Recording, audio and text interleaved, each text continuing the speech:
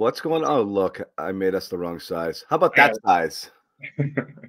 What's going on, Taylor? Day 2, legal tampering, deals fast and furious. Today as interesting in who hasn't signed rather than who has. So we'll go through what the Patriots have done so far in free agency, what's still to be done, what might be to come. And as we look into, this portion of the offseason team building, which to this point, Taylor, I am not upset with, because I know some people wanted splashy stuff. My philosophy was don't plug holes and then draft and develop at the positions of need where you need to be, not just plug a hole, you need to be excellent.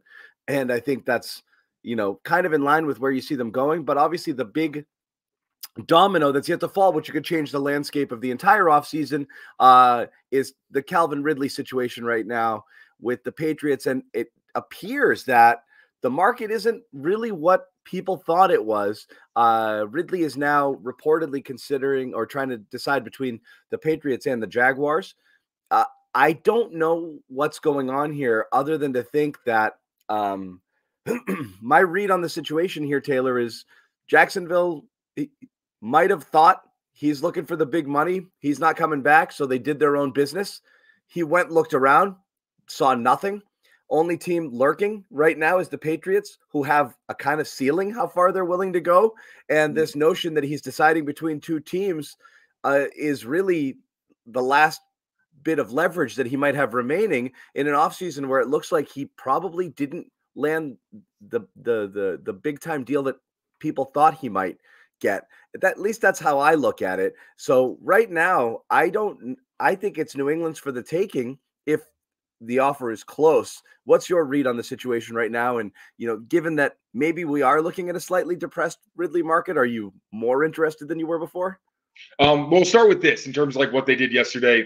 I think I got kind of crap because once when he got re-signed, I was like, the Pats are crushing free agency. And for me, big picture, free agency is about retaining your key players. Like, that is really what the goal is. As you said, plugging holes is also important. Like, splash signings are fun and, they can solve some serious problems.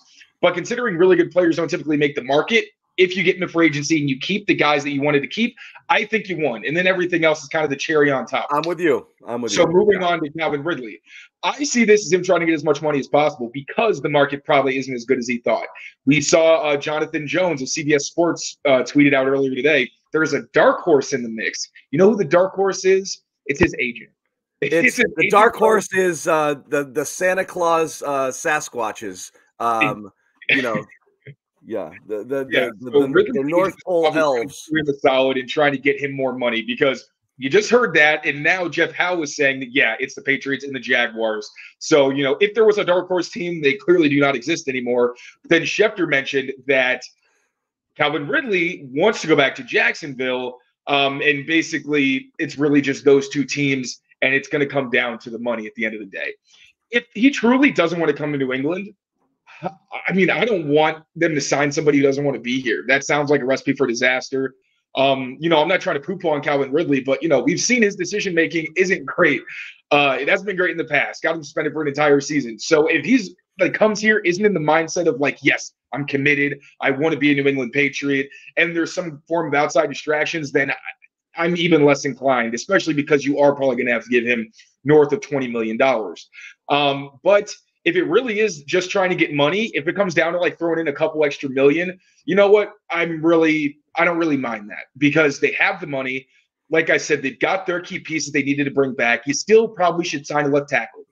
I know they want to still sign a really good defensive player. There aren't many of those left, to be fair, but there aren't a lot of other places where you're probably going to spend a lot of money.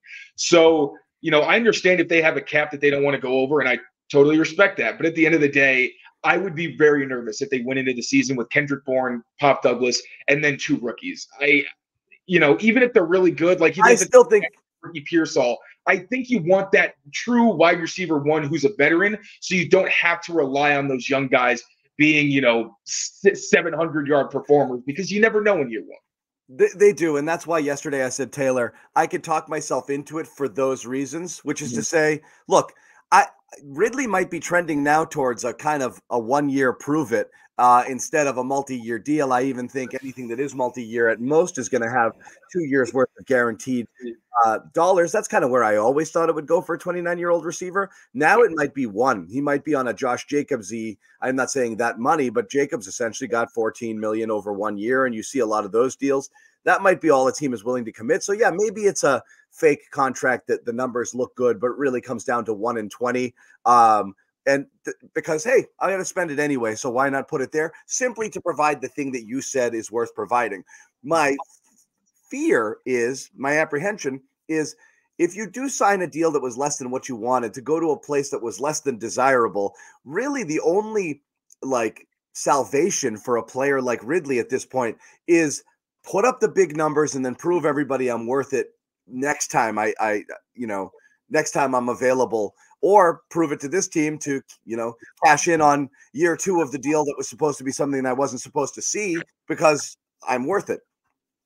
And if you're in a developmental situation in a season that might start with Jacoby Brissett throwing passes and not much else out there, and it's not going to be a really explosive offense where you can put up your numbers, you could easily see someone like Ridley or someone in Ridley's position. I don't know him personally, and I'm not going to judge whether he's going to go full-on diva knucklehead wide receiver 1 because he's not getting his numbers. But you see, it's not just with Ridley, with wide receivers, 29 isn't just the tipping point in productivity. It's also the tipping point in when I'm going to start acting like an asshole, and you see it a lot of places.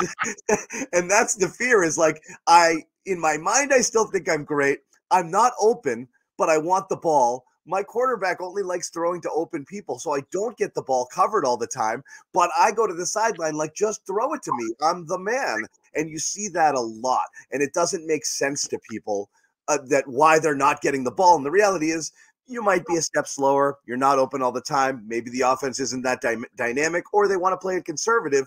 And, 50-50 YOLO balls aren't necessarily the type of offense a team like the Patriots would want to run, which is ball control. Don't turn the ball over. Let the defense do its work when the field position battles, and then, pick spots to take some shots. Yeah, and with Calvin Ridley, he's a very interesting case. There's a lot of things you got to kind of take into consideration. You can look at the numbers, and he had 1,000 yards and 8 touchdowns. That's nothing to, just poo-poo. Those are pretty good numbers. But I understand people saying but those aren't true wide receiver 1 numbers, because true wide receiver 1s are getting 1,300, 1,500, stuff closer to that. But with Calvin Ridley, this is why he's interesting. The air yards. Yeah, because I looked at the tape. I think I mentioned this yesterday. Where there's hidden yards because of penalties. He was getting held like he was Brandon Cooks in 2017. There's also the fact that Trevor Lawrence's ball placement wasn't always great. You could completely argue he should have had at least 300 more yards just against press coverage. That was just from what I looked in those specific situations. Adding to that, yes, usually 30 for wide receivers is he's going to be 30 late in the year, so he's going to be 29 for most of the season. But there is that tipping point, and I get that. But also consider he doesn't have as much tread on his tires as a lot of other guys because he sat out a lot of 2021 because of mental health reasons, didn't play any of 2022. And then he came back in 2023. There was the drops and everything, but he still was productive. And he was productive while playing in a role that didn't really suit his skill set. Also, thank you so much. That is so sweet, Diane Derbs. That was awesome. Did you put that up? Yeah. I was waiting for you to finish your point, and I was going to say thank you very much for that. Yeah, I couldn't let it go. I was just so thankful. I will let everyone know while we don't sit here with our palms out, any super chats do come back to the hosts. So that is greatly appreciated for anyone out there who does want to contribute and help us continue pushing out free content for you. Obviously it helps, but again, we're happy to have you here, contribution or not. So again, thank you guys for joining us. And we will talk about what plan B will be here once Taylor finishes his point. Cause I think there are some bargain basement ones and there are some kind of interesting possible ones we haven't really talked about yet, but go ahead and finish off what you were saying. Yeah, sorry, that was my ADHD got the better of me. But yeah, so what I was saying is he still doesn't have as much tread on his tires because he missed like a year and a half. So, around 30 for normal people, that's when you reach your athletic prime. For football players, usually that's when your scales start to tip because you've taken up so much physical damage that your body wears down. So I do legitimately think he's got another couple years at least, or he can be a very good player. If you move him from being an X, where his route tree is more limited. He doesn't have the ability to be used in motion, play off line of scrimmage, and get clean releases. If you put him in those positions, I think he could be way more productive for you. And that's also, rookie quarterback. Of course, there's going to be some of the same thing where there's missed opportunities. But I think he is still a legitimate wide receiver one and could be for a couple years. So I think paying him $20 million, 22 million is fine. It's not ideal, but you're also kind of beggars can't be choosers to a degree. You want to put your foot down at some point. It goes to 25. You're like, all right, I'm not doing that. But if you have to pay a little bit of that suck tax, I think you got to do it to some degree. Again, that's only if he's committed and wants to come once he gets his money. If it's like, oh, yeah, I guess I'll go to New England, then, I'm not interested because this is a team that's resetting its culture. They're kind of, so much is changing. I think you want somebody who's really making the most money on your team. You'd like that to be somewhat of a leader. So I'd like to know that he's actually all in. But in terms of how someone knows they're on it all in too, Taylor, if they have some job security also. Right. And if you do bring him in here on what is basically in effect a 1-year prove it deal, you go without that, and now you have more of an independent contractor as opposed to somebody who is now part of your core. And I do think it might go a little bit against the Wolf mantra here of, if I'm going to bring in a guy, I want to lock him up and I want him to be happy and I want to build together. And Ridley at this point feels straight up like a mercenary hired gun 1-year Band-Aid situation that I don't see them doing unless they loved him and they want to give him security and say, I'll bring you here for 3, but the dollars have to make sense for both sides. And I'll guarantee a bunch of it. I'll guarantee 32 million over 3 or whatever you come down to, but it's got to work for both sides. Maybe. And then, okay, we're all happy. We'll wait. And, I got paid and I got what I want and I'm okay. So I'm not really sure there, but it doesn't seem to fit what Wolf is trying to do. Yeah, no, I totally agree. And that's really what it comes down to. They're the money situation and then gauging how he actually feels about it. And I guess we could go into wide receiver twos. I could just beat this over the head, but that's what it is. I think he's worth the money. The film is good. I do think he could be your legitimate wide receiver one. It's all about what he actually wants. Now, talking about the backup plans, the top of the market right now would be Marquise Brown, former Cardinal, former Raven. I don't love the fit personally because you've already got an undersized receiver who's probably going to play a big role for you, and that's Demario Douglas. Having Marquise Brown, that kind of gives me sort of Philip Dorsett and Is he on your list? Huh? Who? Is he on your list? Marquise Brown? Yeah, I think so. Yeah, there it is. Yeah. So technically, yes, Marquise Brown is the best option if you're going past Calvin Ridley. But again, the size scares me. The injury history scares me.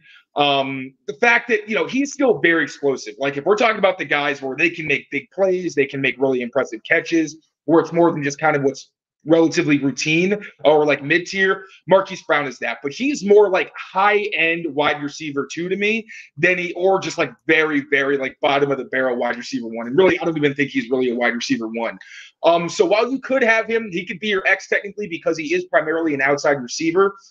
It doesn't really fit what Elliott Wolf has done in the past or what the Browns have done in the past. Usually those smaller guys are going to be inside for you, and you like those bigger bodies on the perimeter. So I don't even know if they're going to be interested, to be very honest.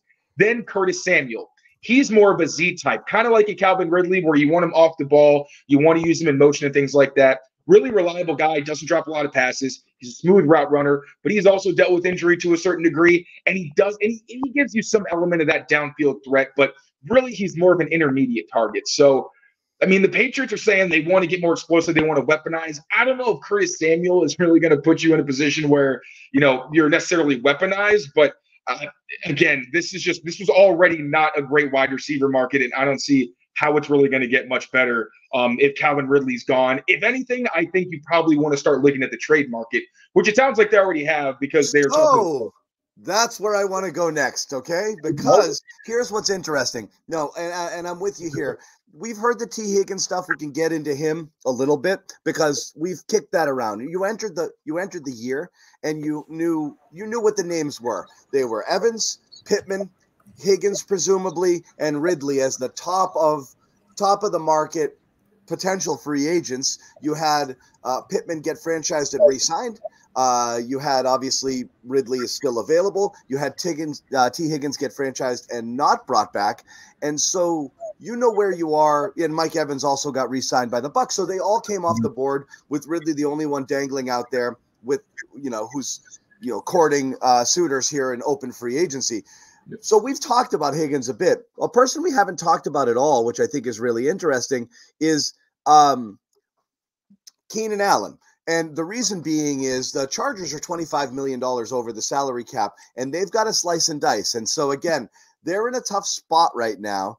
And Allen is obviously an aging receiver. They drafted someone last year who didn't work out great in the first round, but you're assuming that they want to kind of see how that develops. And Quentin Johnson, right?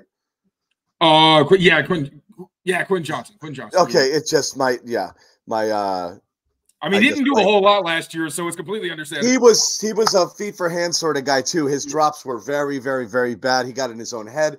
Mike Williams is Mike Williams coming off of something, whatever. But they just can't. They might not be able to pay everybody here. I would imagine Allen could potentially be had. That to me is the type of older veteran receiver that I would be potentially down with bringing in here, even if he's lost a step, because nothing about him when he's on the field shows me that he can't be a consistently reliable receiver regardless of his advancing age.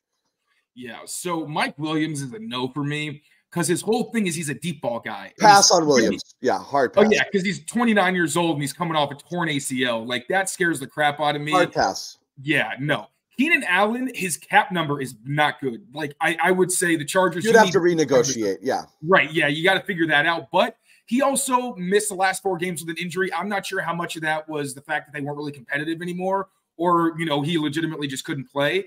But he's just such a good route runner. That's been his whole thing. He's never been like an elite athlete. He's just one of the best route runners in the league. So one would be great for your wide receiver room, especially considering they're probably going to add at least 1 or 2 guys. And just as a consistent, short to intermediate target, knows how to set up defenders. I would like the idea of Keenan Allen if, again, it's on a rework deal where you're not eating so much like an aggressive cap hit. You work that out.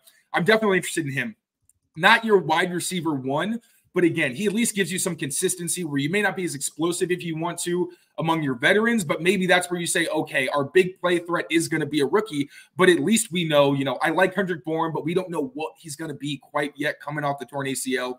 Demario Douglas still has a pretty long way to go based on last season's tape. So at least Keenan Allen gives you that little bit of stability. No, Allen would have to be because of it's. I think the cap hit is somewhere in the $30 million range. So yeah, it's crazy. This is why they're over the cap. They're just stupid deals. Bad, but it's also a very high. It's not as high. Mm-hmm. It's a cuttable number. The reason you might not do it is that cap number might make it so he is untradeable. And then the reason you might not trade for him, and then the cap hit is more manageable relative to what it was in previous years of this deal. 11 million. It's not ideal, but it was in the 20s, 20, 25, 40 million before. So you can live with this dead cap hit for 1 year and just cut your losses because you can't take the 30. You'll take 11 million in dead money over a $35 million cap hit if you're the Chargers right now as you're trying to put a team together. So one of the reasons to not trade for him is you wonder if he just gets outright released, right? That could happen, right? I'm not sure. It hasn't been discussed fully, but I think that could theoretically happen. Yeah, it sounds like in that situation, they'd probably give him away for like a 6th or a 7th, literally just like we need someone else to eat some of this money because we cannot take it ourselves. They could, but then the other team's got to deal with that. So no matter what, regardless what you give up for him, you got to bring him in here and rework a deal and lessen that number. Otherwise, he'll say, there's no real reason to do it. He's got to, he has to play ball with whatever team he's traded to. Yeah. And then you want to move on to the defensive guys? No, I don't want to talk defense. This is all I want to talk about here. Okay. Well, I just want to say really quick, Khalil Mack. I know on Joey Bosa, Khalil Mack, I know people may be out on him. I looked at the tape. He still has some quality wins against good tackles. He kind of took Mike Onwenu to the woodshed a few times. Like, and when he was on the ground, I think 3 or 4 times against Khalil Mack, he was beating like Christian Darrisaw, the Vikings, Deion Dawkins of the Bills, who we talked about yesterday. And it's another guy with a $40 million cap hit, though. I mean, again, reworked deal. But if we're talking about like players who would even be good if they were acquired, like Khalil Mack and Keenan Allen are the only ones I would consider. That's all I wanted to say. Yeah, this is and again, the player is fine, but it just doesn't jive with what the Patriots are trying to do. You're not going to take older guys with monstrous cap hits right now. Like, I would have rather given Mac Wilson a couple extra nickels and keep him here than Khalil Mack, even though Khalil Mack's still Khalil Mack, and I'm not saying they're the same type of player, but again, you want to be young, fast, and relatively cheap if you're going to play for this Patriots team. And that doesn't fit unless you're bringing them on some sort of bargain basement deal. So you might wait to clean up there after those guys get cut. Someone who is age appropriate, but you would have to pay a little bit of money to, again, is T. Higgins, who we've bandied that name about. The longer it goes on, the less I'm less interested in this than maybe any of the receivers who were available out there, mainly because, one, he's never been a burner to begin with, and he looked extremely slow last year, and I know he had injuries on and off throughout the course of the year, but you're talking about draft capital and a long-term extension. I don't know. Is this a guy, let's say you did do it and the trade comp was reasonable, would you do it and re-sign him to a long-term deal and make him part of the core going forward? Is this the guy who you could say, I can make this guy my 1B wide receiver for, $19, $20 million a year? I think so. One, because with things like this, I think character has to come into it. If you're going to bring in a guy for the long term, anything I've seen from T. Higgins, he seems like an outstanding human being. That's one. I think he battled injury last season. That's kind of what scares me in terms of giving him a long-term deal, but he's also 25 years old. If he were like closer to 27, 28, that's where I'm like, I don't really feel comfortable about it. He's still really young. I think he's in shape enough that maybe it won't be as much of a problem in the future. I'll have to look up, see how many games he's actually missed in his career. I don't think it's a ton. I think it's more recently. I'm going to look it up right now. Yeah, he played in 16 games in 2022, 14. Yeah, so he might miss a couple games this season. He's talented enough that you can eat that as long as it's a deal where maybe it's a little heavier on incentives where there's some kind of playtime bonus. But 14 games usually is going to be fine. He'd probably want more Pro Bowl incentives. As long as it's reasonable, and I'm talking capital, fourth round pick max. And even that, I'd kind of be like, all right, give me a fourth, but then maybe give me a seventh or a sixth. I just don't like the idea of giving up one of the early round picks for him. But I think he is talented, But at the same time, I could get somebody in the second and the third round who I think could give me similar production on a rookie contract. So again, fourth would be the absolute most I would ask for some other type, maybe some conditions in the contract for, playtime or something like that, where you feel a little safer about it. But I'm interested in T. Higgins. He's a very talented player. Again, he's only 25 years old, very, very young, still has room to grow. But, it would have to be at a reasonable price because this is such a stacked wide receiver class that you can get really quality players in the second and third rounds. You can. And if you look at it, it's not just, normally when you kind of cherry pick the draft and you look at where your team picked and then look around and say, oh, could have had this guy, could have had this guy. That's going to happen every year. What you're seeing, and if you look up and down the draft board last year, it's not just you're getting hits on wide receivers in the second and third round. It's that almost all of them are hitting, and the ones who aren't are showing potential. You go all the way down between Mingo, who didn't have a great thing but showed some promise, and Downs, and obviously Tank Dell, who was an absolute Jaden Reed, and the way that he came on late in the year, Rashee Rice. There's four guys in the second round alone that are potentially legit wide receiver one type players. And then you go into the third round, you're seeing other players there as well. And Dell was a third rounder, actually. And then obviously the greatest of them all, Nakua, who everybody passed on 100,000 times, despite the fact that every stat, every metric you should have been looking at evaluating him, even at the combine, and not just his tape. No, his game tape was his game speed was incredible, but he just didn't run in a straight line fast, and he fell to the fifth round. But now, just in terms of how people are being evaluated and how successful and how many talented people, just look at it, Taylor. It only takes a 5, 6, 7 year window of time where kids playing a certain sport, and playing a position start gravitating towards, hey, wide receivers where the money is at, and and more talent is shifting their high school offenses, college offenses, prep schools, this and that. 3 receivers, blah blah blah. I need more of these guys. There's just more. There's greater volume, so you're getting them everywhere. And look at what's happening in the market right now. It's Ridley gets to 29. Look what happened to Hopkins last year. Look what's happening to Ridley potentially this year. I think NFL teams have finally wised up with not only getting them through the draft, but the only guys I'm signing are 26 years old. And to deals. That's why Mooney and even Gabe Davis, who isn't that great, will get their deals. And Ridley might be looking for, well, hey, what's going on? Why doesn't anybody want me? I think most people are out on people once they get to that age because they know I'm not paying for past performance at a 29-year-old who's going off a cliff. Let's go draft a third rounder and pay them nothing and get the same production 1 year later. Yeah. It seems silly. So I just don't know, I don't know why you would do it anymore. As I said, it makes sense to take shots in the second and third round on receivers if you're not going to go number 3 overall or trade down and take a Neighbors or take someone else there and then other positions later. I'm all about loading up. And my philosophy has always been the same, Taylor. I think you should be drafting 3 receivers in the first 2 or 3 rounds every 2 years, essentially. Oh, every 2 years.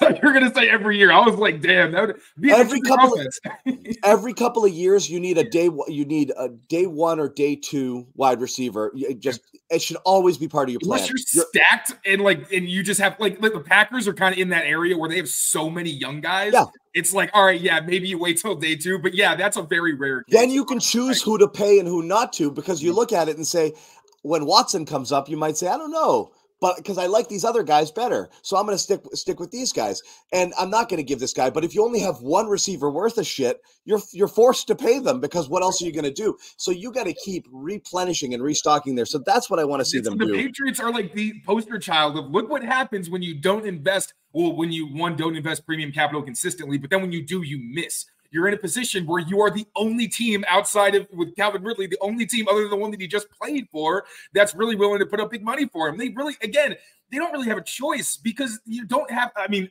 I guess they do because they're going to go on the trade market, which is the only backup plan. The only other guy really like is Brandon Aiyuk. He's the only one where I'm like, if you have to give up a second, I don't mind that because he's a stud. He's young. You know what you're going to have in him. Oh my gosh, I would be very excited if they got him. One, he's not like a true X, but the way that the 49ers used him was they would keep him inside the line, inside the number, so that he still had those two-way goes. Like they didn't have him outside like he's a Mike Evans where, he's just going to be beating everybody with physicality. He's better when he can use his quickness, he's really good at the hand fighting in his stem to make sure guys aren't just all over him. And he's explosive. He can beat you downfield. He can beat you after the catch. Like, if you're that kind of receiver and you're young, yeah, I'll give up a decent pick for him, especially because I think the 49ers, if they don't really have a ton of incentive to give him away. Like, he's already on his 5th-year option. Then they could franchise tag him after this if they really want to keep him around. So he's probably going to demand more than like a T. Higgins, who it's already been announced he wants a trade. So the Bengals can't really ask for that much because they don't have any leverage. And then the other guy, like we said, Keenan Allen, where he's just got so much money attached to that deal, they're probably going to give him away for scraps. But Aiyuk is the one guy that they could trade for who's been connected to them where I'm like, hell yeah, if there's a chance you can get him for not a first time, no one's getting a first for him, I don't think. But if it's like a second or God willing, a third, absolutely. I'm not thinking twice. Bring him in, sign him to an extension. He's your number 1. Then you draft the guy. And then very quickly you could have a loaded receiver core. But yeah, the other guys, they have their issues. Aiyuk's the only one who doesn't have any glaring red flags. Yeah, and again, I don't know that the 49ers are throwing him out there, but it's been tossed around that that could be somebody that could be worth acquiring. The interesting thing about him is that both they use him in a way that maximizes his abilities in San Francisco, and also he's underutilized in San Francisco because they have so many other weapons. Right. So it is really interesting, but I think he's absolutely somebody they could consider. And then if you look at the Super Bowl, like Bucky Brooks was saying, like, oh, the 49ers lost because the Chiefs just played man coverage and nobody could separate. And Bucky Brooks got a lot of crap because it's like, that's not true for Aiyuk. For the other guys, yes, that's true to a degree. Yes. Just because George Kittle's getting up there in age, he doesn't have the same. He's still spectacular. Doesn't have the same juice. Debo Samuel's never been the guy who wins against man coverage. Kittle's mouth moves fast, but yeah, he doesn't have as much juice. But yeah, Aiyuk's the one like true separator on that team, and the Patriots haven't had a separator in God knows how long. Where every team wants the guy who's 6'3", 210, 15 pounds. You can run the 4.3. That's great.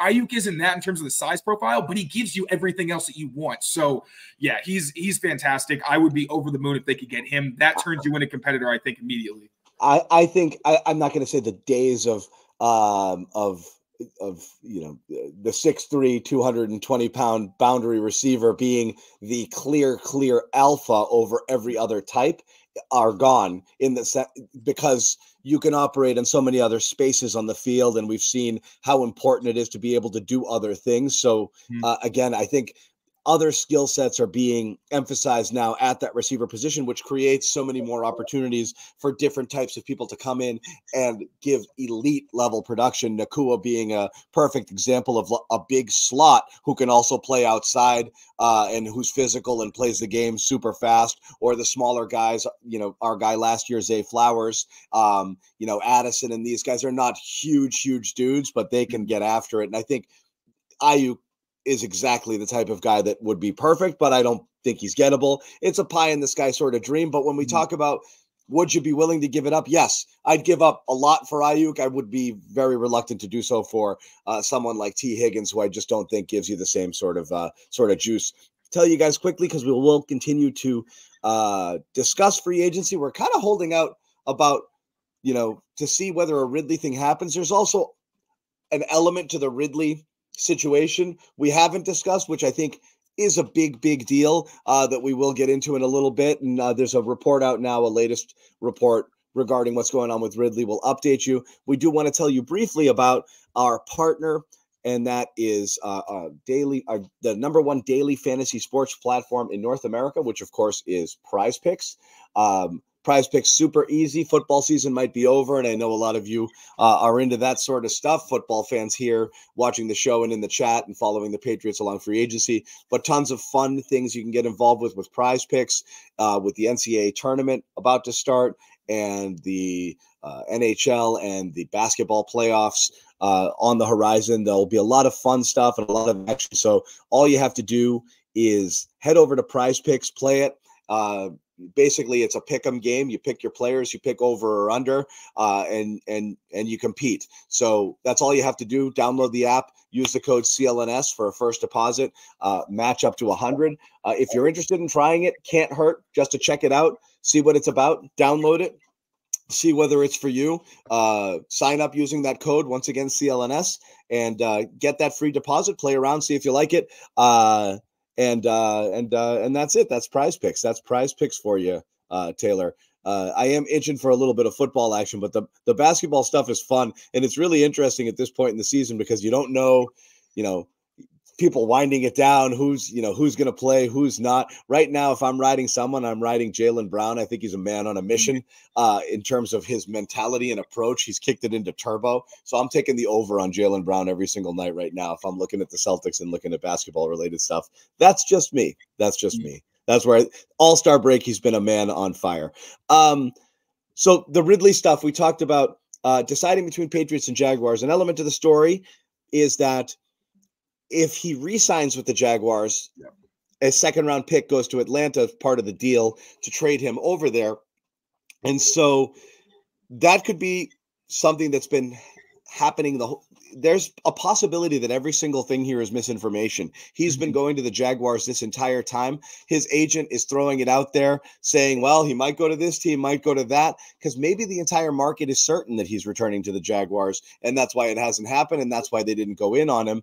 And he's just fishing, throwing out some deals right now, mentioning the Patriots who have knocked on the door to see if someone else comes in, heavy before tomorrow's 4 p.m. deadline, because after 4 o'clock, it's not re-signing. You are signing a free agent. And that's a very real thing that I think you have to consider. Josina Anderson putting out there that an offer is out there by the Patriots and they're waiting to hear back. If it goes all the way through today, you have to assume he's waiting it out. He was waiting it out. And so I think that's part of it here. So again, while people get a little jazzed up about the idea of Ridley coming here, I think the Patriots are just threw a line in the water and never went really heavy at him to begin with. And they might be the only team to have done that. And he was going back to Jacksonville the whole time. Because think about it in a lot of ways. It's not just you're competing with the suck tax, Taylor. You're also competing with a state that has no income tax and a Massachusetts millionaires tax. So I don't know what the exact dollars are, but the Patriots 20 is the Jaguars 15, basically. I don't think they cannot compete if it's just about dollars and also being somewhere where he would rather be. I cannot see the Patriots unless they came out flying with 3-75. I can't see them being even in the conversation. He's also from Florida. Like, there's every reason for him to stay, and every reason outside of money not. And like you said, even if they pay him a ton of money, it's completely different here than it would be in Jacksonville. So really, the more that comes out, now that we really know, it feels like he's kind of not digging his heels in, but really isn't super interested. I think they're smart to start pursuing the trade market because it just doesn't seem like this is going to be very realistic. But again, with Ridley, there was always a caveat of like, yes, he is older. There's certain things. I'm just kind of, in my head, it's just Aiyuk. Like, Aiyuk is at the top of the list. I'd settle for Keenan Allen, like I said earlier, if the situation's right. T. Higgins, if he can be affordable. But yeah, like every hour that goes by, I just feel more and more like Ridley just is not a realistic option for them. And that it is what it is. It is what it is. And everybody move on. It's fine. There's nothing wrong with that. Yeah. There's nothing wrong with that. I kind of joked with you about not wanting to talk defense, and I don't, because it's not fun and it's not sexy. But first off, I do want to add, let's just look at what the Patriots have done so far in free agency. And hold on one second. I want to get this off the screen so we can see it better. There it is. Thanks. Offseason moves so far. Tell me if I missed anything. Jacoby Brissett, Antonio Gibson, Okafor, a linebacker here. We haven't talked about. I don't know a lot about. So I will allow you 15 seconds to tell me everything about them and no more. Transition tagging Duggar, re-signing, and again, these are the big ones here. Re-signing Onwenu, Bourne, Henry. Whether you love those players, I think it was necessary because somebody's got to play those positions. And the market was, robust for, it was a thin tight end market, and there's a lot of overpays right now. So I don't think that those dollars necessarily look ridiculous.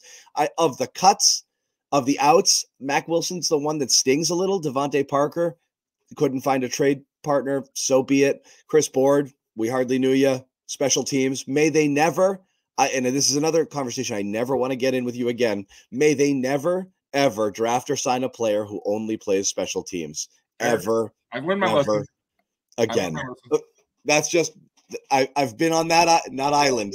I've been on that continent where, I don't know, with more people. It's easier to justify when they're good special teams and they make a difference. It's really hard to justify when they're one of the worst units in the league. Then it's easy to justify when the Patriots went to the Super Bowl every other year. It's less easy to justify after a couple of seasons here. It was always a tough sell, but you couldn't argue with anything they did because I think Belichick and the Patriots, state-run social media and industrial complex, it basically convinced everyone that every single thing Belichick did was playing, chess versus checkers, and it was in a lot of ways. I never thought special teams was one of those things. Regardless, I think the Mac Wilson one hurts a little. Mac Jones, we knew, was a goner, and that's where they are. So they do have some defensive needs, which we think they will address some in the draft, but the offensive needs are so glaring. I do wonder whether a defense is the best play to plug in some players to fill holes. And I do think that's where we'll see some signings come up as everything settles and the cash starts to run dry. I do think you'll start to see some of these types of players coming off the board and the Patriots going after defensive types of players to plug these holes, because I do think they have to go heavy after premium offensive positions in the draft because they've been neglected for so many years. Yeah, and then just one other departure was Mike Gesicki. That one's a little more recent. He's going to the Bengals. Good for him. Wasn't a good fit last year once they had to be more run heavy and they just lost so many receivers. He basically had to actually play receiver. And then, obviously this year they're probably going to be a lot more run heavy and their tight ends are going to be involved in that. So best of luck to him. He was awesome to cover his departure. But yeah, all right, so looking at some of the best defensive options that are left. Danielle Hunter, we touched on him yesterday. More of a hand in the dirt defensive end, kind of like a Dietrich Wise. We know they really like their stand-up outside linebackers because they like him to drop into coverage and do different things because they have these multiple fronts where you sometimes don't know who's dropping and who's not. But even still, if a guy's good, it doesn't matter. If you have a good pass rusher, use him as a good pass rusher. So he is the only, top-tier defensive option really left who makes sense for them. DJ Reader, outstanding run defender, one of the best nose tackles in the NFL. Issue with him is injuries. He's always hurt. And it's usually been like pretty significant injuries. So I don't even know how much tread he's got left on the tire. I know he's really talented. I have a lot of respect for him. But at the same time, it doesn't really. No Justin Simmons here for you? Sorry? No Justin Simmons here for you? You're not I don't dislike him or anything. If they're going to go with a safety, I'd like them to go with someone who's a bit younger and still offers like pretty good upside. I think Cameron Curl's super underrated. This guy, he's got positional flexibility. He's young, probably going to be inexpensive because he was in that Commander secondary that was just god awful, mostly because of coaching. I mean, oh my gosh, there's a ton of players in there. There were like 3 or 4 players in that secondary who are actually good players, but you can tell it's coaching when like alignments don't make sense, where like guys are wide open because defenders didn't even have a shot. A lot of that, I think, was because of the defense in the way that they were taught. But Cameron Curl's a really good player. Sheldon Rankins is someone who Mass Live's Mark Daniels reported that the Patriots actually might be kicking the tires on. They've expressed interest in. I watched his tape. Him next to Christian Barmore, who, yes, I agree, extend Barmore 100%. Man, he is a fearsome pass rusher. He's powerful. He's quick. He's got a really fast first step. He's got great movement ability where you can use him on line games and twists and things like that. But his pass rush bag is deep. The guy can bull rush you. He can use those hump moves. Everybody likes the cross chop where you kind of hop and like Aaron Donald likes to use.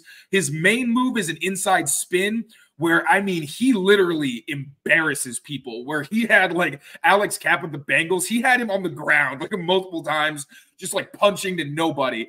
He's not a really good run defender. He's got great recognition and he gets off the ball quickly. Sometimes he moves too quickly and he'll end up in the backfield and washing himself out of plays.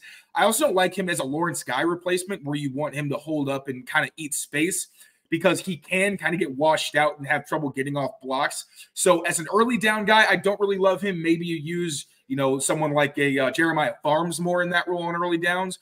But if you're talking about potential passing situations, that's where I would really like Sheldon Rankins. And he's probably going to come cheap because he's like 28, about to turn 29. And then Jadeveon Clowney, really, he was miscast early in his career. People thought he was this really well-rounded player and a great pass rusher. That's not really what he was. He was an elite run defender the second he stepped into the NFL. Problem was he wasn't a super refined pass rusher. He's gotten better. He's added more tools to his toolbox as he's gotten older. Like I mentioned, that cross chop move, everybody loves that. But he's really effective with that. Obviously was really good on the Ravens last year with their like crazy depth on the defensive line. But yeah, from what I can see, these are the best options. Justin Simmons is still a very good player. I'm not trying to say he's not. If they sign him, I'm all for it. But we're seeing the value of these 30-something-year-old safeties. Like, it's kind of plummeting. If they can get him for cheap, hell yeah. But again, I'd rather go with someone who's younger if they're going to sign a player. And I think, again, Cameron Curl could probably come cheap because of the situation he was in last season. Yep. Yeah. So that's best remaining defenders. I'm seeing some people, not thrilled with the idea of going after defensive players. Guys, you have to play both sides of the ball. There's especially when you don't have a good offense. but there's more to it than that. Like you have to factor in a lot of things. This is another area underrated where Belichick did not do a great job, and that's allowing a lot of people at one position to all come to all enter contract years at the same time. And you have to plan ahead for these things, and you have to make sure that you've got enough, because you'll find having to attack aggressively one position simply to field the team sometimes and dump resources into it when it's not necessarily the way you want to go. So you always have to be looking at that roster and say, I need some D-line depth because such and such are coming up here. Look what happened with the, with the tight end situation and where they are right now. They had not a single person. They almost had to pay Hunter Henry. They didn't have a single person under contract, and any potential free agent would know that in negotiations that, like, yeah, I can get more out of these guys. They got literally zero players. So it's not something you can do. It's definitely bad business. But again, I think the point of this is use this money that you have with the cap to plug some holes to be able to augment what your already pretty solid defense is going to do next year. And then use your capital on premium positions, whether it's in the draft or through trade. And that's, I think, the play that they'll make and that they're going to make. So I think that's a good thing. I think you actually do want to see some of these defensive players come off here and the Patriots going after them versus ridiculous overspends on, as we said, 1B type players or receivers that aren't really going to move the needle. I think they're doing fine. This is the offseason I wanted to see so far. It really is. I did not want to see anything super splashy. Happy they got on Onwenu. Again, that's a mismanaged situation. They could have signed him to an extension last year. They didn't. They let it get to this point, and yeah, they had to pay for it. It's a big deal. I will say it was south of 20 million, which I did not expect. I thought he was going to make 21, 22, especially with guards making north of 20. So I will say, like, should they have extended him? For sure. Also, considering the fact he was coming off the ankle surgery, I can't really poo-poo them for that, because you didn't really know what he was going to look like. And then by that point in the season, who knows if he even wanted to sign an extension once the season got bad. Like, he said he wanted to stay, but, I don't really have any insight into that situation. But I understand why early in the season they didn't want to extend him. But yeah, no, I agree. On offense, really all they should be doing from now on, especially if Ridley's no longer an option, get backups at affordable prices. Like, they could use some interior depth. I would really like to see them get a veteran, especially considering Cole Strange might miss time. So if they can get a quality backup who can play both guard spots, I think that's going to be a really good move. Pharaoh Brown seems like the most likely depth move at tight end. But they got Jacoby Brissett, so quarterback, you should be pretty set until the draft. Running back, I wouldn't mind if maybe I'm not even sure who's on the market still right now, but Antonio Gibson I thought was like the perfect fit for what they needed. Looking at the market, whoever's even still on the board, honestly, yeah, people kind of flew off. All the guys that I remotely liked are off the board. So get a running back on day 3 if you want, or undrafted. I agree. So on offense, I think really just get a good guard who can be a swing backup option, and then re-sign Pharaoh Brown, and then focus on the defense, make sure that they have quality depth, and they can, if you do go 3 and out, they can return the favor and get a 3 and out of their own.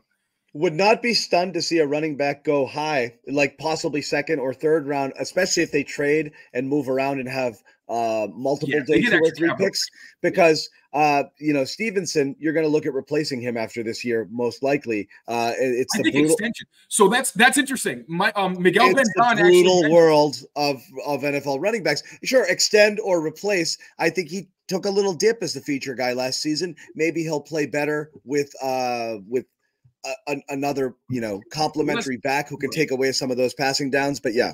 It's one thing. So Ramondre, he wasn't great in the beginning of the season, and it did look odd. Like, we all saw it, and we were like, I don't really understand. Like, I would talk to Evan. Where's the beast mode running? Yeah.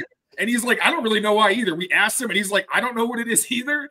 He's just like, I got to play better. And then once Mike and Onwenu and City So kind of settled on the right side, oh, look, Ramondre Stevenson's good again.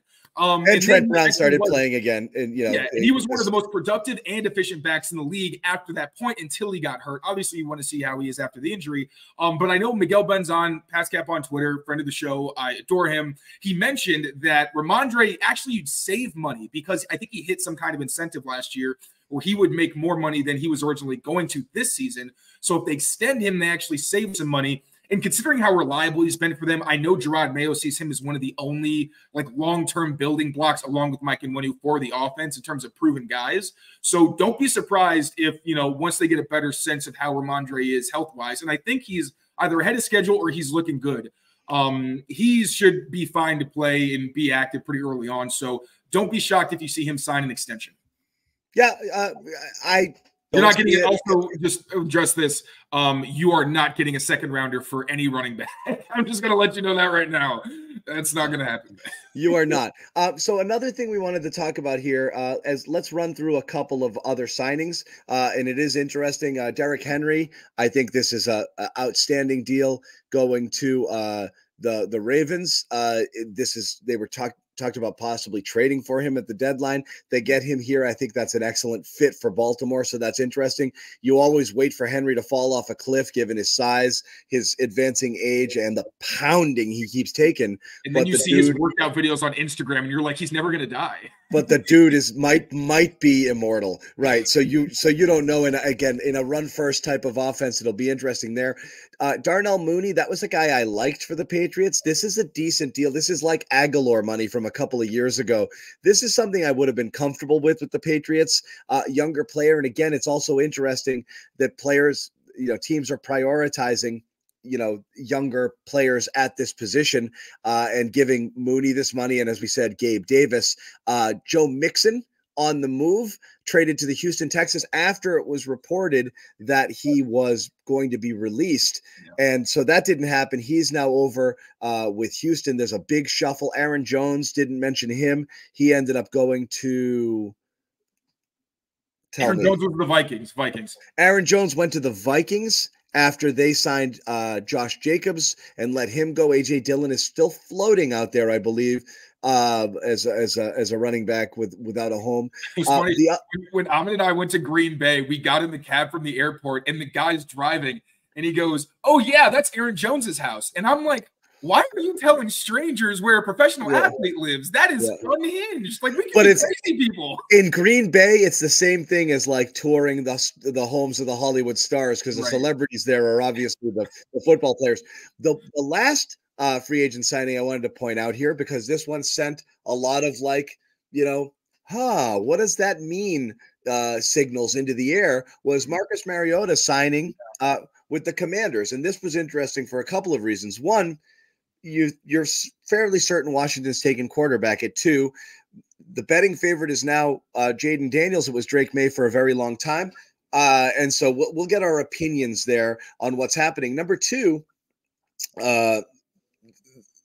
they have a quarterback, and his name is Sam Howell, and he's under contract, and he's only a couple years. He's cheap, and he's not horrible, right? I mean, he has flashes. Like what he did against the Pats, I was like, damn, this dude might be a... He has flashes because he has talent. He's an athlete with an arm, and he has talent, but he's also makes some of the craziest, decisions that you would ever imagine, but also just surprising that you have that person in the fold and you would go get another. So this makes you think, well, Howell's days are probably numbered, but what does we'll do the Brian Windhorse here. What does this mean for who they're going to select? Some people assume automatically that this was like, well, the style of quarterback Mariota is and the type of game that he played, that screams Jaden Daniels, mentor type of guy, bit of a mobile guy who can blah, blah, blah, and this and that.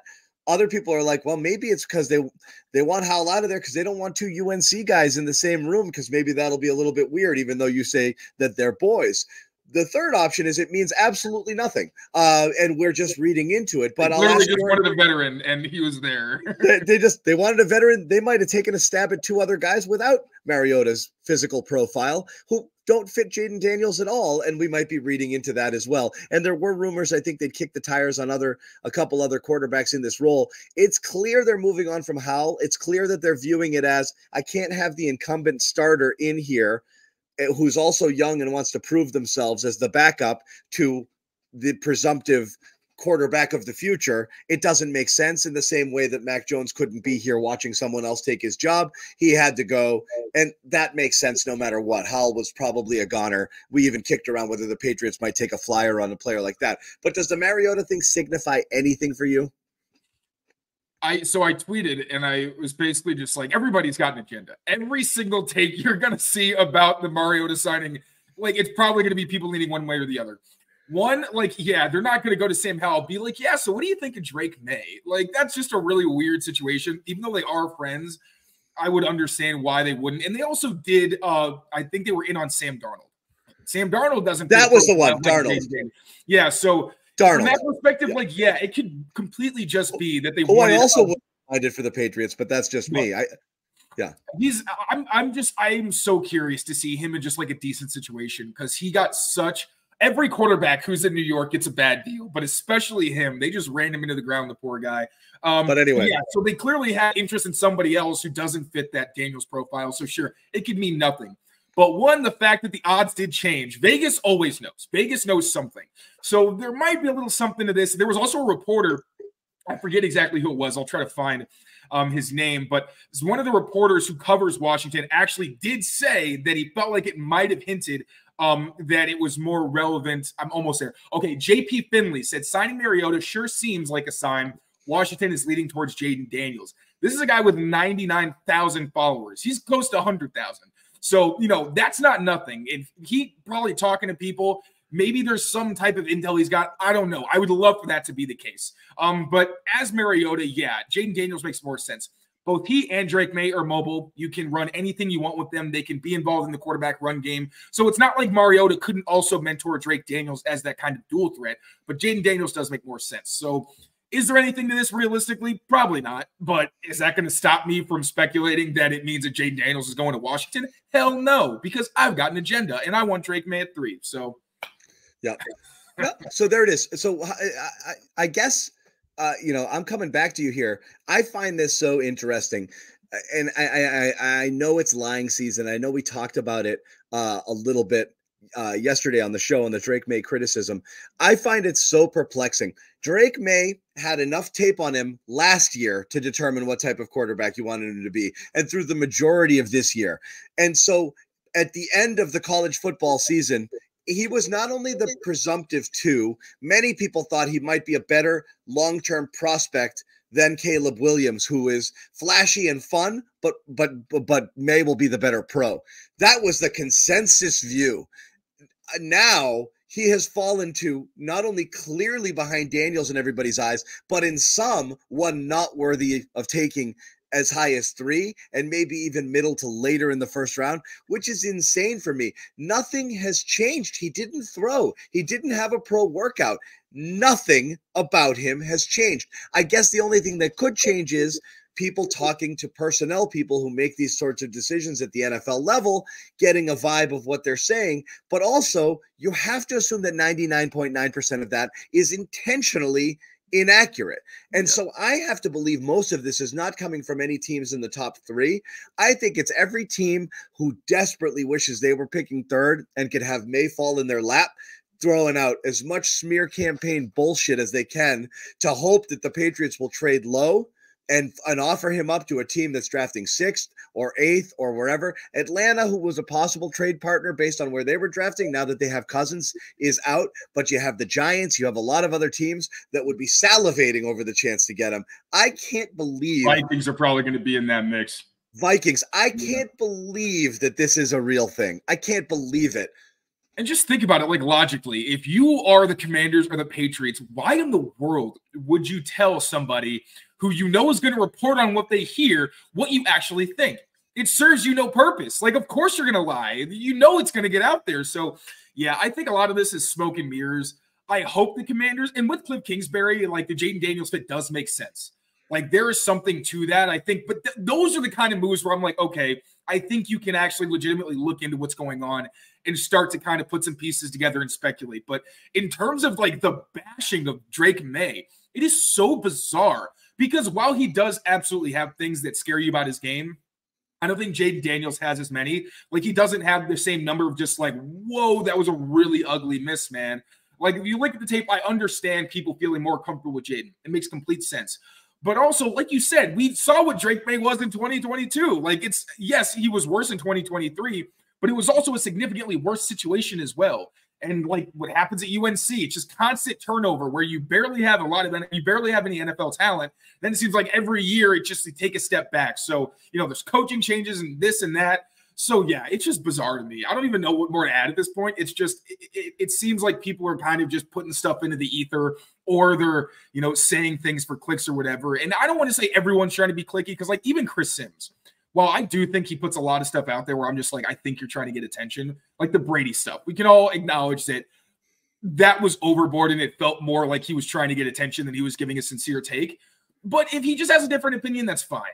But yeah, some of the stuff on Drake acting like he's going to fall out of the top 3 or the top 10 is just weird. And it's hard to gauge whether people actually think that and are just maybe being dramatic because they have prospect fatigue, where it's like, yeah, we've known who he is for so long that you're just looking for stuff to nitpick at. Whereas Jaden Daniels wasn't in the same position last year. Last year, nobody was really talking about him. Now he's the hot new thing. And it's, this is, he keeps improving, whereas Drake May is going backwards. And, I understand that thinking. I just completely disagree. And yeah, I think Drake May is the better prospect. The better player right now is Jaden Daniels. The better prospect is Drake May. And, people get mad at me for always saying May's my guy, but that's how I feel.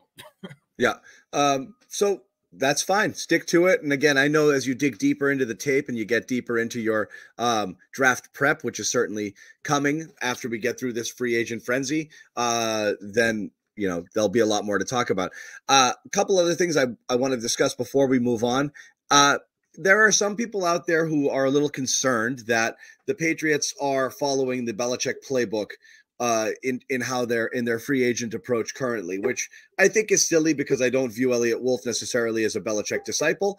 But I understand the thinking of you have a lot of cap space. Good players are expensive. You're paying a suck tax for sure. So the only way you're getting them is not to, well, we made what we thought was a competitive. That's what the Red Sox are doing. And nobody wants to see that anymore. And if you're always second place is last place, it doesn't matter. You've got to blow someone away to get them. And if the Patriots are not doing that, I understand why some people would say, well, that's a full-on failure in free agency if they're going to value over top-tier talent. The question is, which top-tier talent did you want to see them open up the checkbook for, given the rest of their team currently? I agree. Anybody who's 25, 26 and is a free agent, at a premium position where you absolutely need help, great. But where are you seeing this money going, and where would you have spent it on? Would you have gone after Wilkins, who's 28 years old after a career season where he had 9 sacks, and given him 30-something million a year? I don't know. I'm not seeing the misses yet. I also believe that there's still a big name or two and probably a significant chunk of money going to be thrown at least one player. I don't think this is all Mac Wilson type guys who you're going to sign on day 3 and 4. And just let it trickle to you. But I think there'll be a few of those. I think more is coming. But let's just say, Taylor, it's a whiff. Any of the top 10 names you would have liked to see outside of the people in-house that they were able to retain, and they don't get any of them because they come up short on dollars, is that a failure? Not really. I just don't. Again, you made the point. Like, who did you want them to spend all this money on? I didn't. This is the only one where I'm like, I think you can make a debate because he's always been productive, but he's getting better as a pass rusher. But I mean, they miss out. That's one guy they missed out on. And I really don't think it's such a big deal where it's like, oh, they failed. It was already seen as like that would have been a nice addition. But you already have Christian Barmore and you got to pay him. My thinking was if they did, like, I could have justified the Christian Wilkins signing, but I also completely understood if they didn't want to pay him as much as the Raiders did. And then the only guy who's close is Calvin Ridley. And like we said, there has to be some kind of limit because he's a very good player, but he's not a great player and he's not young. So, you have to put your foot down at some point and being like, I'm not going to pay $25 million for a guy who's 29 years old.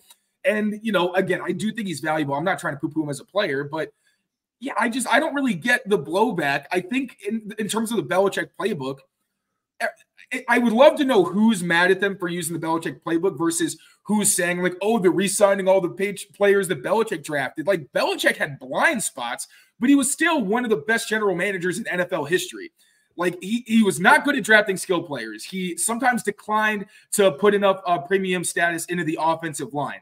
I get that. But like defense, he was outstanding. And he still had his hits on the offensive line, at tight end before the Devin Asiasi and Dalton Keene failures and all that stuff. And like quarterback, was a little bit more hit or miss.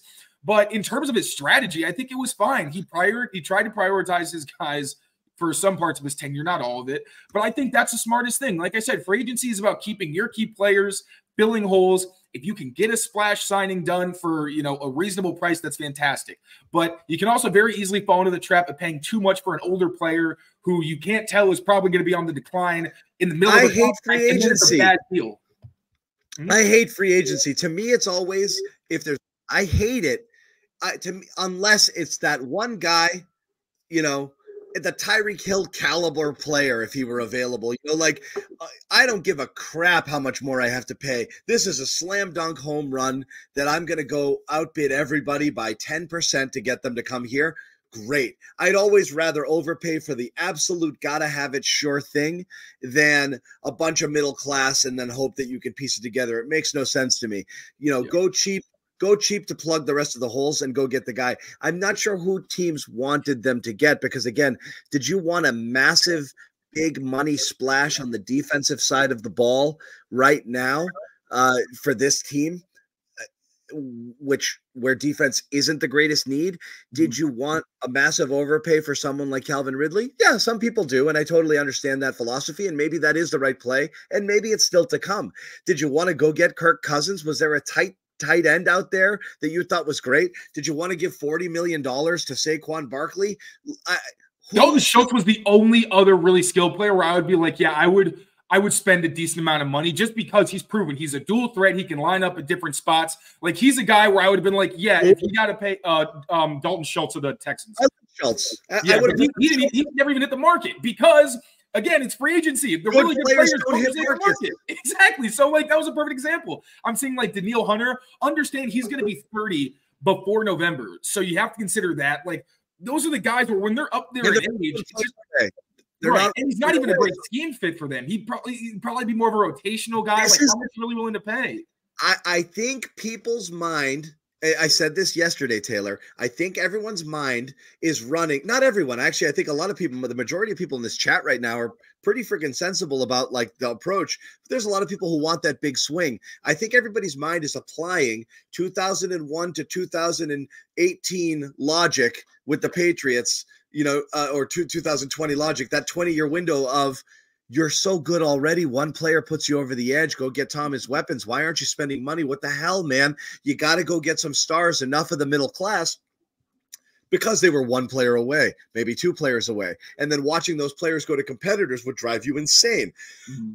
And the under cash spending and the cap is crap sort of stuff. Yeah, sometimes you're going to have to pay for this contract down the road, but it was worth it now because, boy, was that an impact player. We've seen entire seasons doomed by them not doing. They learned their lesson at the cornerback position, not having someone who could match up, costing them Super Bowls. And then they said, I can't do that anymore. And they went for Talib, and then they went for Revis, and then they went for Gilmore. And they said, that's a position I've got to have locked up, and it's got to be good. So when they realized it, they did it, and they would do it. There's not one of those guys here at a place where you absolutely needed to do it. This is the one offseason where I'm absolutely on board with, take it slow, plug the needs, draft and develop, and for fuck's sake, be patient. It is not a ship that can be turned around in one free agency period. And in fact, all you're going to do is just end up with a bunch of dudes where you're like, what are we doing with all of these guys now? And what are we going to do next year when we are potentially one step closer to success?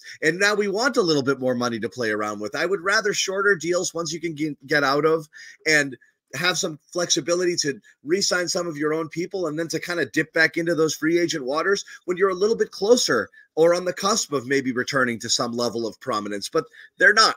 You have no idea what's going on with this team. And then I feel like this is relevant in the conversation. We're talking about, like, how much, what they're going to spend and what they should spend. Miguel Benzon has them at $81 million. I don't think he's updated it since a lot of their signings. They got like $6 million dead cap space from Devontae Parker. Mike Nwenu is going to count for almost 20, just under. And then the other guys, I would guess they're probably somewhere around like $50 million right now. If I'd have to, does that sound about right? Sure. Probably something about like $50 million. So you can still like have one big signing if you want. Like, again, if you want to bring in Calvin Ridley for like 20, 21, 22 million, you can do that. You still have money for a Barmore extension. Then you just get your guys where you plug your holes and you're fine there. Is it 69? Does it say somewhere that 69 million? I don't have it, just following along in the chat, but you're in that range. You've still got money to spend, and you have to spend it. And you have to spend what, 90% of the cap anyway. So again, the money's got to go somewhere, and it's going to go somewhere. I do think there's going to be some dominoes left to fall here. I don't believe they missed something. I know there's going to be some angry people about the Ridley thing, but it's one receiver. He might have never wanted to come here. He might have been playing them all along. I'm not going to flip out if that doesn't happen. Games. Like, if it's a matter of, like, if you find out they couldn't have Ridley because of like a $1 or $2 million, difference, I could see being a little annoyed by that. If he was like, yeah, I'll come, but like, you got to just up it a little bit. Like, yeah, sure. I understand that to a degree. But what if he doesn't want to come? Or if it's like, yeah, it was $5 million, like $4 million, I'd feel a little bit differently. But it's, again, he is not the end-all be-all. He would have been a huge help, and I still do think they need a legitimate number one veteran where they don't have to just kind of have this thing they've had going for years where there's a lot of B's. And I think with Tom Brady, you can do well with B's. Like with the smooth offense, a quarterback who's not going to turn it over and who capitalizes on opportunities, like I thought Mac Jones was going to be last season. I think you can work with B's, but if you're talking about a rookie and maybe having Jacoby Brissett or Bailey Zappi having to start some games for you, not a lot, but some, I just don't think you can keep surviving like that. Yeah, and I think we're in agreement here. So we've been going about an hour, kind of a reset preview of where the Patriots are since we last spoke to you yesterday and where they still might go. There's a lot of places left here, and I think there's a lot of stuff that could still happen. I do think that 4 o'clock window for Ridley, and what happens? It goes from a second to a third, and that's what it is. I think so, yeah. Or I don't even know. I'll have to double check. But I know it's the new league year. It's not even an extension. It's just a re-sign. No, I'll double check. But I thought if they re-sign him, it's a second, and if they don't, it becomes a third. It becomes a third. Yeah, is that right? Yeah. If they wait for the league year and sign him as a free agent, it's a third round pick instead of a second. It's a big, that makes a difference. So we'll see by 4 o'clock tomorrow if Ridley's been playing the Pats all along and he was never really serious about coming here. And I wouldn't be stunned. If that were the case. Absolutely not. But that's the game. Right. That's the game of free agency, baby. Yeah. So again, day 2, legal tampering tomorrow. The league year begins and you can start signing players officially, even though a lot have gone off the board. What we're going to do here is what we said we'd do yesterday. Any big moves, any big splashes, certainly if the Ridley thing goes down, we'll pop back up here. Amit, what else do we have? We got other shows coming today? Fast and Furious? Maybe. I guarantee you there's a ton coming on this channel later on today, Patriots Beat. Wouldn't be surprised if we hear from our boys Bedard and Andrew Callahan as they weigh in on free agency so far with the Greg Bedard podcast and Pat's Interference. So great place to be. Do us a favor, subscribe if you haven't already. Like us if give us a like, that would be nice. And follow us on Twitter and all of our other platforms. Our Twitter handles are up there, but also Patriots CLNS. You'll be updated if we do decide to go live. We'll put it out there and we will promote it and let you guys know. So again, join us. We're happy to talk about it. It's kind of fun to talk about it in real time too, right? Like it's happening and it's kind of neat. Especially me being Mr. Reactionary. You get you get exactly what I'm feeling in the moment. Yeah, look at that. What was in the corner. My bad. So that is fun. So we are going to wrap it. We will see you guys possibly later today. If not, we'll probably check back in tomorrow and see where they're at once free agency is official. Until then, take care. Follow Taylor for all of his updates and clnsmedia.com for all of the written work. We'll see you guys later. Peace.